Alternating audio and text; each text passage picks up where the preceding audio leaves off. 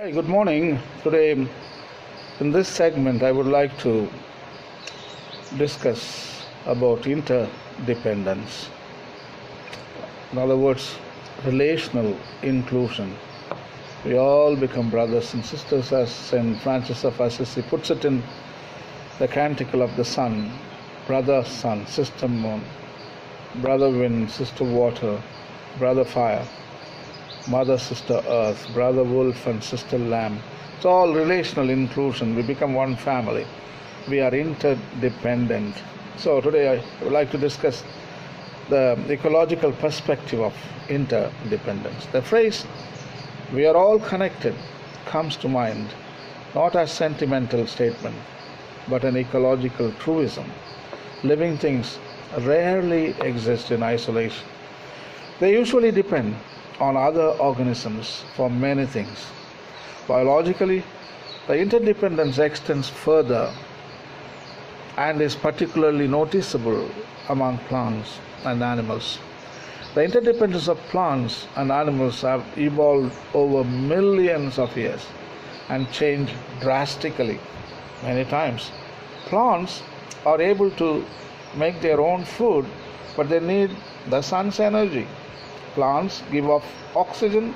Animals, including humans, breathe in the oxygen and give off carbon dioxide, which the plants require for photosynthesis.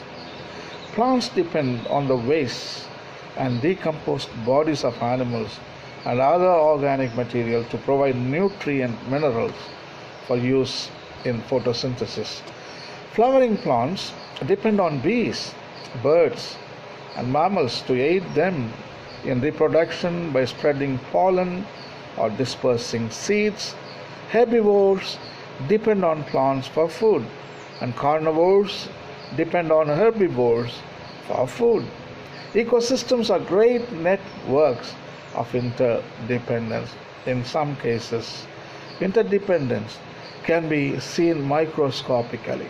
For example, the bacteria in our stomach assist our digestion even as we provide them with a home. Lichen, which appears to be a single primitive plant, is actually an organism consisting of an alga and a fungus living in a state of close association called symbiosis. Every day, a dynamic interplay between living and the non-living things takes place. Sunlight shines, rain falls, wind blows, trees grow, insects eat, mice scurry, birds fly, and humans go about their lives. These and many other interactions between living things and the environment are known as ecology. All living things on earth are connected by water, air, and other materials that circulate from one part of the globe to another. But because Earth's environments vary so vastly, certain living things thrive in particular regions and not in others. Each species has its own ecological role to play. Relationships between living and non-living things are not static. When resources are abundant, populations expand. When natural disasters strike, space for new life is created. Life constantly responds and adjusts to change.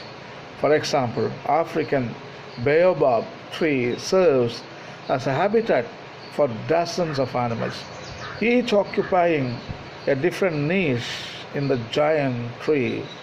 Bush babies, tree frogs, snakes, lizards, parrots, scorpions, spiders, insects, monkeys, and squirrels all live on the same tree at once.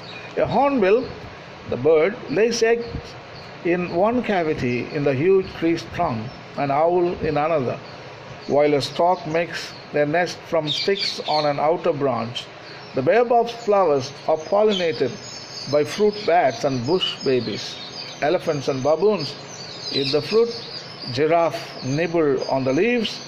Geckos hide in the folds and crevices of the spongy wood. Pools of water collected in depressions where the great branches come together, become reservoirs for animals as surely as watering holes on the savannah below.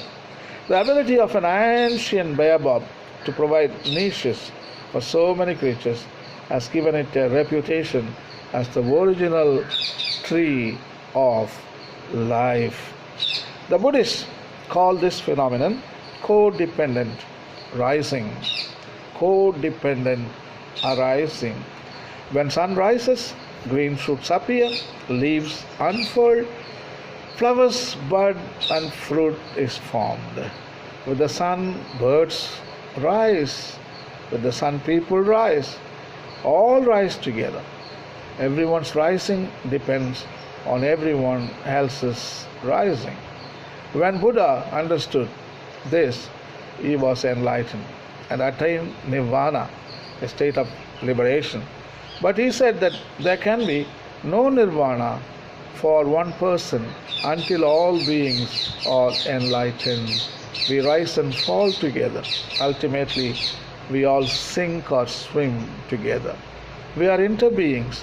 To be is to interbe. We cannot be by ourselves alone. This means our being is only possible because of other beings. We are not individual beings. We are world beings.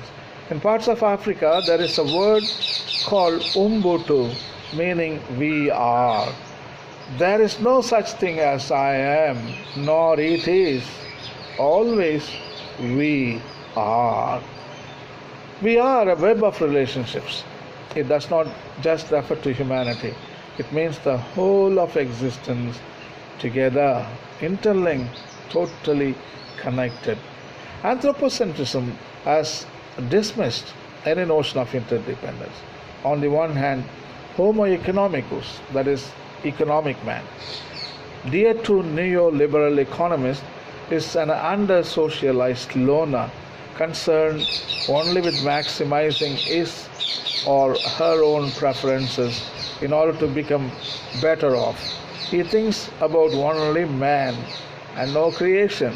Economic man is like Hollywood actor Clint Eastwood, the cowboy, riding into a town from nowhere, doing what he feels a man's got to do before cantering into the sunset, unaffected by his recent relationships and indifferent to how he has affected the township. On the other hand, Homo sociologicus, that is more familiar as organization man, is over socialized. Everything is about him is a gift of society. Whether this makes him a creature of social norms or a playful postmodernist, he is a creature of his circumstances, a born relativist sharing nothing with the universal family of humankind and cosmic family of nature, and thus incapable of solidarity and kinship with it. Because Homo economicus is anthropocentric and Homo sociologicus is sociocentric. There is no place in either for transcendence or interdependence. 17th century English poet John Donne spoke for humanity when he wrote, "No man is an island." Outside creation, isolating himself, man can never find his existence. Anthropocentrism is isolation. Pope Benedict XVI, in his encyclical Caritas in Veritate, states that one of the deepest forms of poverty a person can experience is isolation. It is what St. Augustine meant by "our hearts are restless" until we realize the relationships that divine revelation offers us with Father, Mother, brother, friends, land, water, air, and with the rest of creation. What Caritas in Veritate invites us to do is to sanctify every human encounter with fraternity and to extend this to the whole of creation, making it one cosmic family through relational inclusion. Interdependence can initiate a process of co-evolution between humans and the natural world. Two different species can develop tightly linked lifestyles and changes in the other. Co-evolution is a term for this interdependent living. A well-known example of co-evolution is the relationship between honeybees and flowers. Co-evolution is an evolutionary success story that has brought us to where we are today.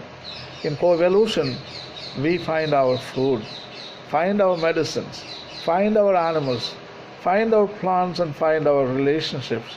We find our cosmic family. In this process, there is no hierarchy at all. We are all equal partners, brothers and sisters. That is what interdependence is all about. Thank you.